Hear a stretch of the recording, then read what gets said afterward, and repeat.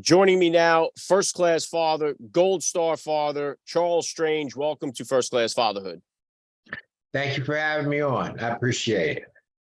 Well, it's an honor to have you here. So let's start like this. How many kids do you have? How old are they? I have 4 children. Michael was the oldest. Then his brother Charles, we call him Chaz. He's 35. Caitlin, she's 33. And Carly is 19. Plus, I have 2 stepchildren. Andrew, he's 38. And Rachel is 35. Wow. And then we have 7 grandchildren. Oh, wow. Congratulations on that. That's awesome. And so if you could here, Charlie, please take a minute for the people that don't know. Obviously, I mentioned at the top here, you're a Gold Star father. Your son, Michael Strange, killed in combat. If you could, let the listeners know a little bit about your son, Michael. Sure. My name's Charles Strange. I'm the Gold Star father of Michael Strange, killed in action August 6, 2011, 93 days after the bin Laden raid. He was in a Chinook helicopter, CH-47D in Afghanistan in the Tanzine Valley, and he got killed with 29 other brave Americans and Bart the Warrior Dog. It was the biggest loss of life in Iraq and Afghanistan. It was the biggest loss of life in a single day to the Navy Special Warfare. 22 of the men were from DEVGRU. And, you lose a piece of your heart that day. He came home from the bin Laden raid and he was different. And it was his birthday, June 6th, D-Day, right, of course. And he was born June 6th, 1986. You know how it affects your family and the siblings too. Like a lot of people forget about the siblings. And Michael was Philly. Like we ran the Rocky Steps. He worked in a local bar when he was in high school. He learned, work hard and play hard. And my other son, Chaz, is in Sprinkler Fitters Union, and how it affects us, because we do these weekends with the Michael Strange Foundation. We'll bring 30 to 40 parents in, and lately we've been bringing in the brothers and sisters that are over 18, and some of the brothers and sisters kill themselves after they lose somebody in Iraq and Afghanistan. And Christine Koch from right there, right from where you're from. Stephen Koch, his sister went to Rutgers, master's degree, never did a drinking or drugging and everything like that. And she kept going to the parents. Why do you keep going to all these things? Stephen's coming home. And they took her to her psychologist a few times. And then 18 months later, she wrote a note. I'm going to go be with my brother, and took a handful of pills and killed herself. Koch, Christine Koch. So now we're really, the brothers and sisters. And I was saying with my son, Michael's brother, I'm like, you okay? He said, Dad, I lived in the same room with him for 18 years, So then you worry about that too. We had Steve and Donna Folks, Gold Stars from South Carolina, Gaffney, South Carolina. Their son was shot and killed in Afghanistan. Their other son, 16 months later, carrying on, missing his brother, car accident, and died, So how, you're losing a loved one over in the Middle East affects the families, the brothers, the sisters, the moms, dads, and the best friends. It's brutal. It's every day, and every day is Memorial Day for us. And yeah. Well said, Charlie. And you mentioned it there. I was going to ask you about that because I know we hear about so many of our heroes that have died in the Iraq, Afghanistan war, but it's easy to forget that each one of those lives is attached to a family that really loves them and misses them. And so walk me through, when did you first find out what happened to Michael, what happened in Extortion 17, and how did you as a dad kind of be able to keep it together for your other son, your daughters, your family? How did that all play out? Wow. It was, August 5th, I got this tattoo. It's the American flag. I'm like, Michael would like this, boom, boom, boom. He comes home, and because he left after the bin Laden raid, he called, and But August 5th, I get the tattoo, and he's going to be home for Thanksgiving down Fishtown in Philadelphia. My sister's Aunt Maggie's. That's on my phone still. I don't know if that's weird or not. We got it on a tape recorder, his voice. Yo, Dad, I love you. I'll see you for Thanksgiving down there at Maggie's. And then August 6th, these 4 dudes come to the door, and I'm like, you got to be kidding me. And then they didn't know what happened. I said, what do you mean you don't know what happened? You just know that your son died. And then people started coming, and the press started coming from Philadelphia, all the TV stations. And then it was on the TV station that it crashed into a mountain and 30 men died, plus 8 Afghans that were on there. And then it was a quick reaction force. They were saying that Michael and all them guys jumped in to help the Rangers. And it was a mess. It was a mess. You're out of your mind. You're like, you don't know how he died. And eventually some came out that it was an RPG. It was an established setup to kill them guys, without a doubt. Excuse me. Some of the contractors that have been over there, some of the Taliban, Karzai, they knew Alex so much that after they killed my son, August 6th, over the internet, we just killed SEAL Team 6. They were bragging. They knew. How'd they know who was in the helicopter? So we fought for answers. We're still fighting. I can't tell you right now, but we got some really good news the other day about some things from Washington, D.C. finally, getting somebody held accountable. Actually, literally yesterday, a bunch of us got the email. But so we go to the briefing down in Virginia in October. My wife, we're in this hotel. She leaves a note at the front desk. Anybody coming in from Extortion 17 would like to meet the strangers in the lobby at 7 o'clock. So a bunch of parents, I asked the hotel, I bought a conference room. I told them what it's about. They said, sure. And each parent had like different stories, what they first heard, the mountain, something went wrong with the helicopter. The next day, a bus comes, they take us to Little Creek, where this guy, Jeffrey Colt, did the investigation in 2 weeks on 30 guys dying. So we're in this theater, all 60 parents. He's going over the guys that flew the helicopter. God bless them. The one guy never flew in Afghanistan. It was a rush job.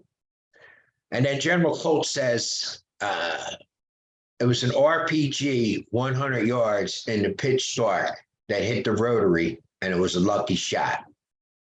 And I stood up and I said, what did you say? And some other words I said. Lucky shot. All our sons are dead. And I went a little crazy. And they grabbed me and all that. And as we're leaving, they gave us a folder. And with the folder, they gave us some pages, and there was a disc in there. So you get home, you don't look at it right away. And a couple of days later, I open it up, and I'm looking at the pages. You can read the first page. You can read the second page. But the rest of the pages didn't have no ink. There was no toner. It wasn't blacked out. So I called up General Pybus, Sean Pybus, Commander-in-Chief of CENTCOM. I said, Sean, I got a bad copy here. I said, can you send me another one? He said, well, Charlie, I got a lot of complaints about that. I said, all right, send me a new one. He said, I can't. We burned it. You burned all the information in 2 months. But this disk, you put it in the computer, and all these little blocks pop up. You click, click, click, click. I'm like, man, I'm not a computer guy. And my wife gets on the computer, and she figures out, after about 8 hours, and 1,364 pages come out. And the disk was encrypted.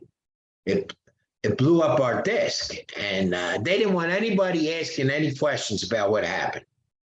And they didn't expect 2 people from Philadelphia Gold Star parents to ask any questions. And when we got them 1,364 pages, the NSA came after us.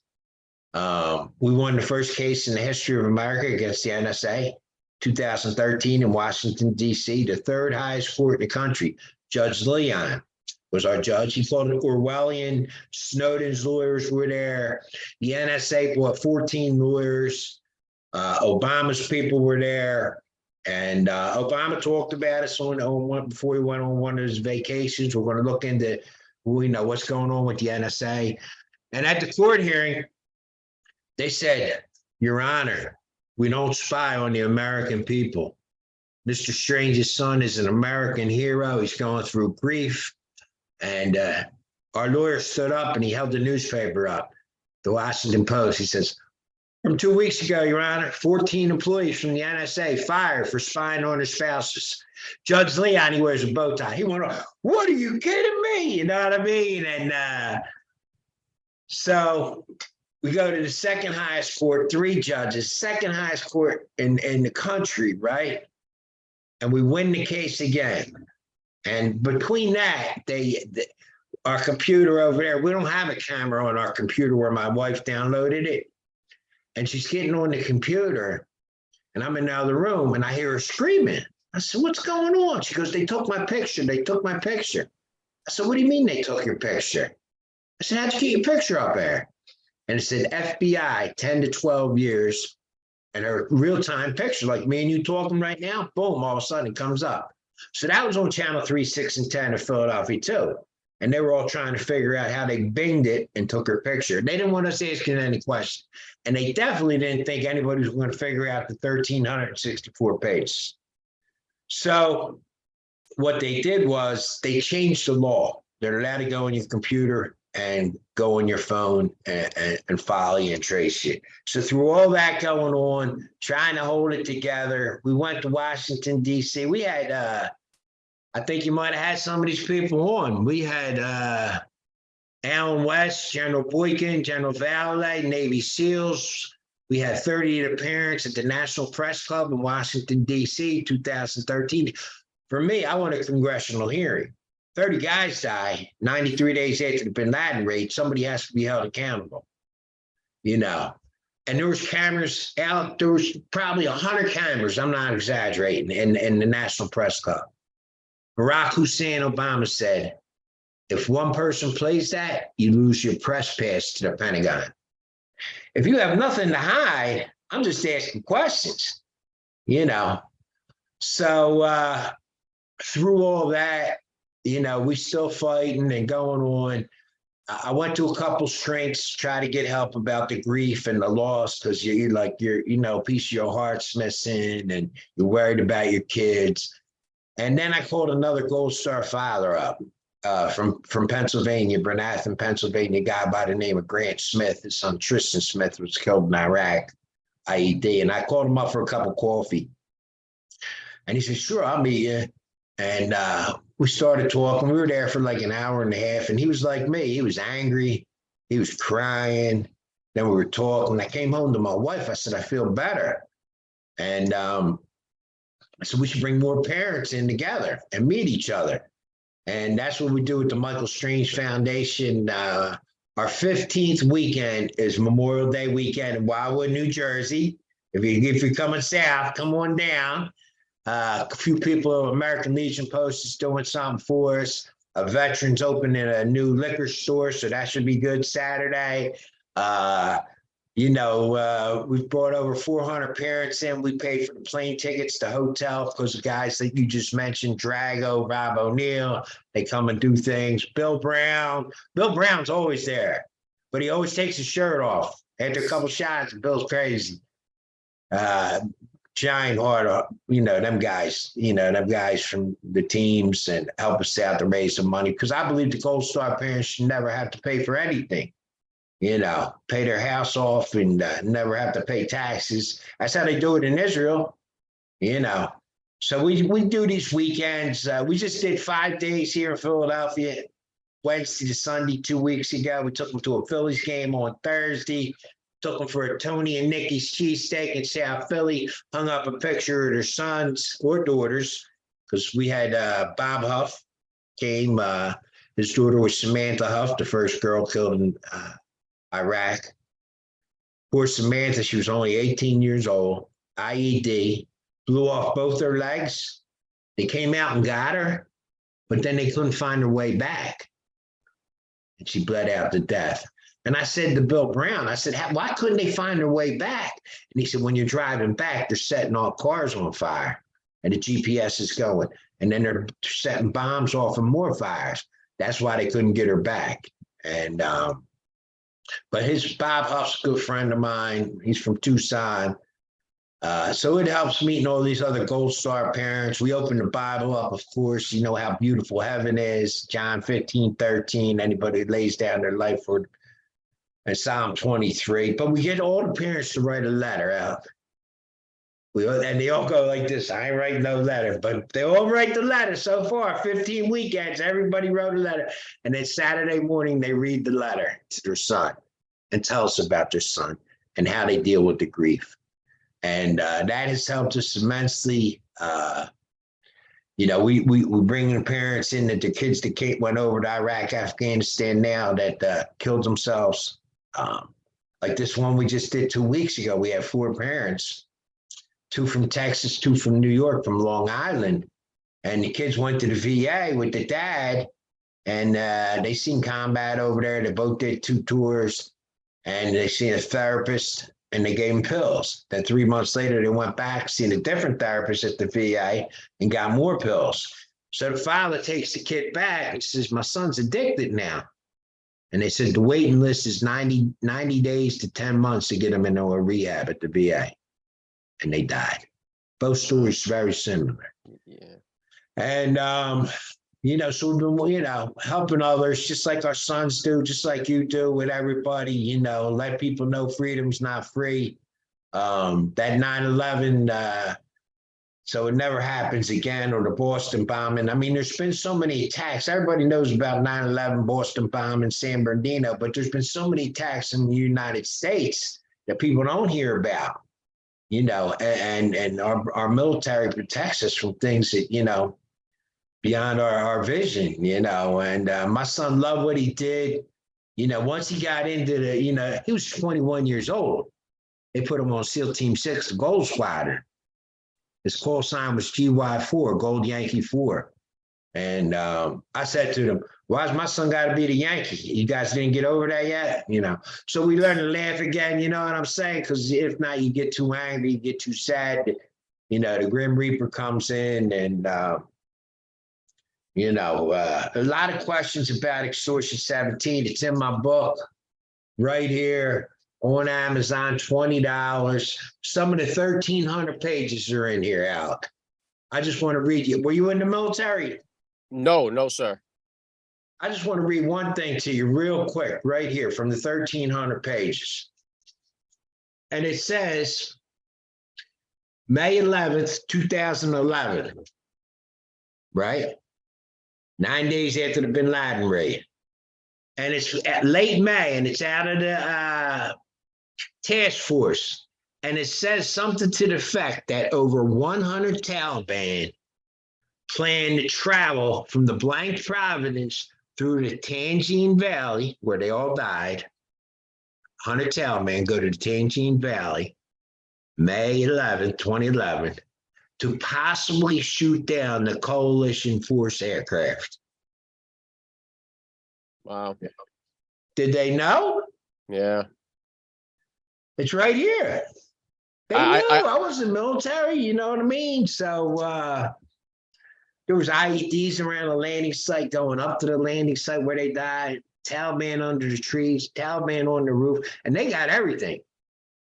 You know, they got night vision goggles, they got man packs, heat-seeking missiles, you know, Benghazi thing, RPGs, ARs, they got all. But under Barack Hussein Obama, he changed the rules of engagement more than any president. Bush changed them too, don't get it wrong. But Obama changed the rules of engagement 6 times. 6 times, you know. So, because there was a girl on a C-130 that watched my son die, Joni Marquez. And that poor girl, she asked to open up fire 6 times on it because there were so many Taliban there. And she got denied. My son, they weren't that high. He jumped out. actually, we just going through some papers, and I called Dover and got the autopsy report out. They said everybody burned beyond recognition. 38 skulls, 38 C-spines. That was all, all over the world in the newspapers. And when I got the autopsy report, I was like, and they sent a disc, and but I'm reading the papers, and his backs and spine's okay, and he has some bullet holes.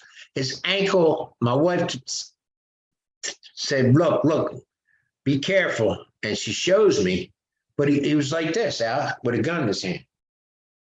He wasn't burned at all. You could see his skin. You could see the hair on it. It wasn't burned. His ankle was almost off. So then I talked to that girl, Joni, that was in the C-130. And in the 1,300 pages, Jeffrey Colt, who did the investigation in 2 weeks, said, well, did anybody live? And they said, well, yeah, there was people alive. My son was alive for like 15, 20 minutes, you know what I mean? And wow, like, what the freak, you know what I'm saying, man? So a lot of questions about Extortion 17. Nothing will ever bring my son back, but it should never, ever happen again. no, and I'm going to put the link to your book, Relentless, in the description of this podcast, as well as the Michael Strange Foundation, so listeners can get over there, and I encourage them to check it out. And I know that I did have Aaron Vaughn's parents, Billy and Karen Vaughn, on a while back, and I know Billy wrote a book about this. A lot of questions about Extortion 17, and what's crazy is now it's 10 years almost to the day. After Extortion 17 is when now President Biden pulled out of Afghanistan and did it in such a way that seemed to be such a catastrophe. And so many people so many people are still dying from the war in Afghanistan, whether that be relatives of people who fought there or the people who fought there themselves. We're still taking casualties from both of those wars right now. But what is your take? Like I said, it was August 6, Extortion 17, 2011, August of 2021. Biden pulls out of Afghanistan. What was your take about the way the United States pulled out of Afghanistan? Disgrace. I talked to some of them parents. They were up here in Pennsylvania. We live right in Montgomery County, right outside the city now. I met some of them parents, man. The Taliban knew. There was a wall. Taliban people that wanted to get out of Afghanistan, and then our soldiers were here. Some of the soldiers got shot in the back because they were on the other side. But how could Biden say anything like that? And that guy, Joe Biden, he should be, first of all, May 3rd, 2011, the day after the bin Laden raid, Joe Biden at the Ritz-Carlton in Delaware, SEAL Team 6 killed bin Laden, SEAL Team 6. Robert Gates came and said, yo, what are you doing? He was Secretary of Defense. You got to be kidding me. He exposed SEAL Team 6. He put a target on my sons. And then for what he did to these 13 Marines that got killed, pulling out like that and leaving all our equipment, billions of dollars, and 13 men dying and women, to call it a success. Are you kidding me? It's a disgrace. Our country's in big trouble. We're in big trouble, man. And I know you know that. And we're looking around like what's going on in our military today. It's the smallest it's ever been. Everything with the transgender thing, like, you got to be kidding me. Who cares if, it's just sad, man. I met more kids, so many kids that were in the military that were going to do, 10, 16 years, get a grip, you know what I mean? Get for the college money, or have that under their belt to go into the police department or state troopers. 4 years and now. And with Biden in office, it's a disgrace. Like, somebody's got to be held accountable. Somebody's got to do something.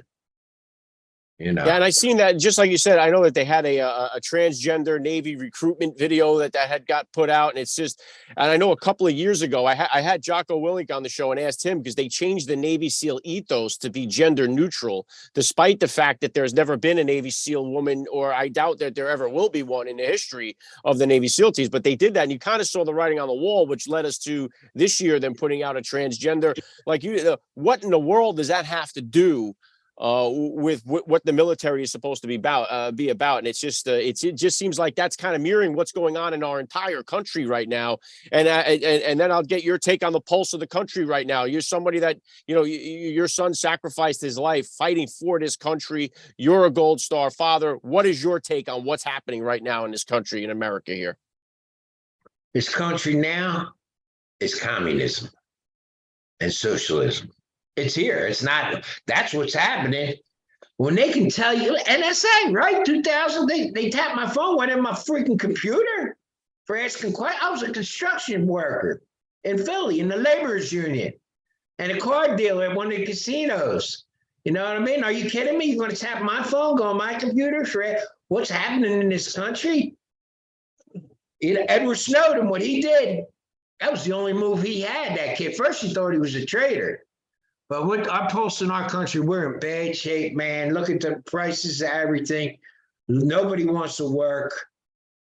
Our military is small, more divided than it's ever been. You know what I mean? Like, who cares? I know gay people, they get mad at all the stuff that's going on. You know what I'm saying? Like, who cares? I go to work. I worked with a couple gay dudes. We ate lunch together. You know, that was... You never know. They didn't brag about it, but you know. But this shit going on, the pulse of our country is big trouble. Let me tell you something. Pennsylvania did not lose Donald Trump. President Trump had me at the White House twice. Asked her to bring Gold Star families down in June 2017. It was amazing.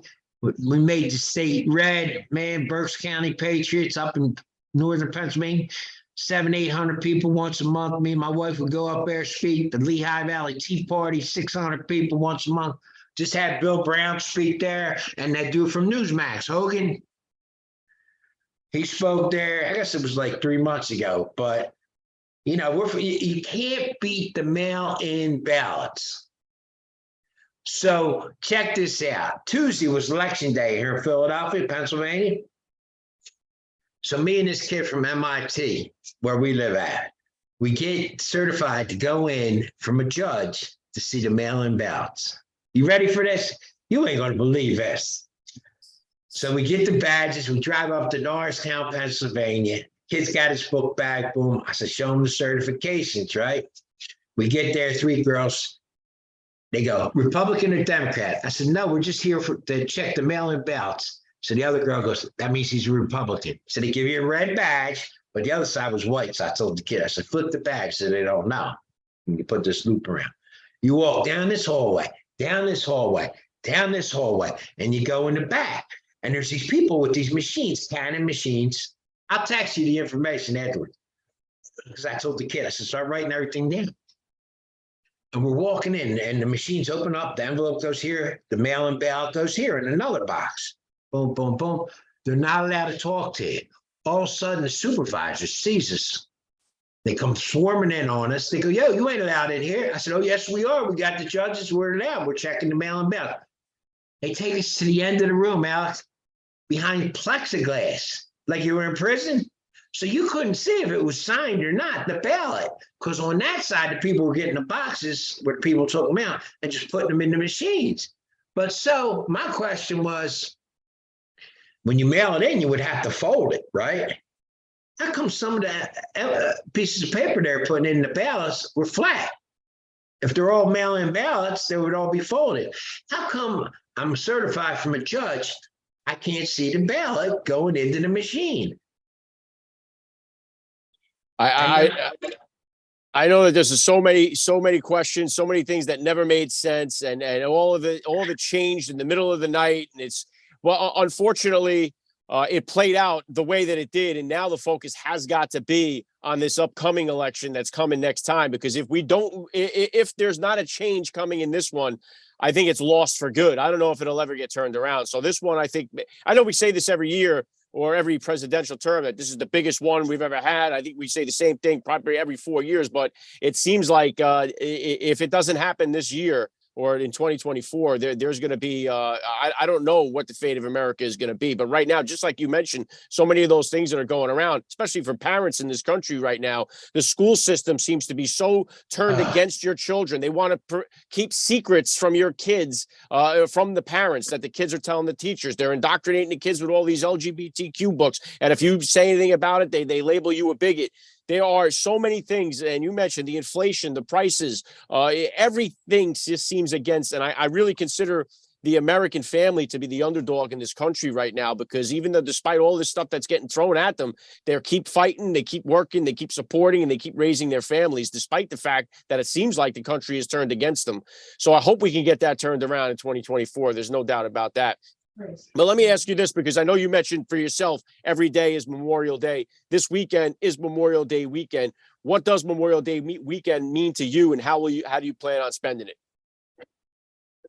Well, we're leaving Thursday. We're meeting 12 Gold Star families in Wildwood down at 16th Street, a veteran. You mentioned that, yeah. Okay. Gave us 3 beautiful condominiums down there. And there's, Memorial Day is the time to honor and remember, all the young men, women, fathers, wives, sisters, brothers that died fighting for our freedoms, which we don't have anymore. I'm asking everybody, just take a minute, ask God, pray for the families, the Gold Star families, give them strength, help them keep going. Because a lot of the parents die after you bury a child, whether it's 2 years or 3 years or a year. That broken heart syndrome's real. Quite a few of the parents I met, passed. So we can just ask for prayers. We're gonna honor our sons at the American Legion Post Monday. They're hosting us for a big lunch, and that's what we do, because we don't have to explain ourselves. When you're with other Gold Star parents, that's something that buried a child is. You don't have to explain yourself. Why all of a sudden you walk into a store and you just start crying? It just comes. The Grim Reaper, they call it depression. I don't call it depression. It just comes in at you. That sadness. It's like a dark cloud, like wham. And being with other parents to help you out and then talk about it. And then for me, I always take a shower. I'm trying to get the sadness off me. The first 3 weeks my son died, I must have took 4 or 5 showers a day. I was like, anybody, and then that's what's great about our foundation. I asked the other parents, I said, anybody take a lot of showers? They go, yeah, not all of them, but some. And then I talked to a therapist. We always have a therapist on our weekends with the Michael Strange Foundation. And they said, we're trying to get the sadness and the grief off. And we'll all be together Memorial Day weekend, man, down the shore. Something with the ocean helps a lot too, with the salt air, the waves coming in and down, helps with the healing. But most of all, I can ask everybody in your audience, before you light that grill up, please shoot up a prayer for the families. Yeah, very, very well said. And I'm going to put the link in the description for the Michael Strange Foundation, as well as for your book, Relentless, so the listeners can get over there and check it out. And they can find out more about Michael over there at the Michael Strange Foundation. But what would you, for the listeners for the first time hearing this story, hearing about Michael Strange, what is the legacy of Michael Strange? What do you want that to be? Michael Strange's legacy is that he was a CTR1, cryptologist code breaker. I used to call him my James Bond guy. Mayor, bring me over that medal. They gave him the National Intelligence Medal of Valor. Only 17 been given out in the history of America since the Windtalkers and WW2. We knew he was smart. We didn't know he was that smart. He learned Arabic and Pashtun. And this is it right here, people. I want my son to be known. Than anybody from Philly, we're from Philly, Row Home, North Catholic High School, under the L, the Rocky thing, to learn, to train what you can do in this country and to fight back for your freedoms. What everybody has to do, we all have to start standing up. Yeah. The birthplace of America right here, Philadelphia, baby, right? Liberty Bell, Statue of Liberty, Betsy Ross. Some people think it started in Boston. No. It started right here in Philadelphia, baby. And Michael Strange kept it going on. My son, God bless him. I love him. And this one, he's got 17 medals. But this one, they gave us at the NSA. You know what that stands for? National Security Agency, but what do you got it for? No such agency. Super spook. He was super spook. Some of his buddies, they always keep an eye on me and my wife and his brothers and sisters. And yeah, he did some amazing things. And he loved what he did. It's hard, man. I can't even begin to imagine. And your son, a hero, died a hero for this country. There he is, Michael Strange. Again, get over to the Michael Strange Foundation. Link is in the description of today's podcast episode. Find out more about Michael, more about the Strange family, more about the foundation. Encourage you to do so, especially this Memorial Day weekend, as we honor all those men and women that gave. Basically, we would have zero shot in the world today without them. And I know that that's the truth. So, and the last thing I want to hit you with here, Charlie, I love to ask all the dads that I get on this podcast, what kind of advice do you have for that new dad or for that about to be father who's out there listening? I would tell him, you know, for me, what I did with my children, always say a prayer before breakfast, before dinner. You know what I mean? Books, do your homework. Let me see what you did. And then for me, Michael started delivering newspapers. All my kids had to work. You had to work. You know what I mean? Daddy ain't giving it up. You know what I mean? There was too many of them. And he did cement work, famous Schmidt's Brewery. You know, we took all the steel out of there. You know, we hustled it, scrapped metal. He helped me with some concrete jobs, him and his brothers. And you know, even my daughters, you know, American values, you know, nothing's free in life. That's all bull. You know, you got to go out and earn it. And, you know, and for me, the other thing was, you know, besides all the sports games and everything, and when they were little, you know, tuck them in and talk to them about Jesus Christ, our Lord and Savior. You know, that there's somebody up there that's going to, you know. For me, that's what was it, you know, the memories. We fished a lot. We had a place down in Lewis, Delaware for our summers. Of course, we had Jersey Shore too. But take time with your kids, man. That money, you know, I didn't do it all. You know, I chased that money sometimes. We had so many bills, but, you know, I thank God. I shut up with this. Like, Michael was stationed in Hawaii. I went and took off. I spent 15 days with him in Hawaii. You know what I mean? Like, screw the money. I'm going to hang out with my son. And I'm glad when he went to SEAL Team 6, he bought a home in Virginia Beach. Boom, we're going to Virginia, or Michael come back up here, him and his brother, his sister, you know. And that's, you know, I teach them. Don't ever let the kids, you know, always ask them what's going on. Love them, hug them, and I'll shut up with this.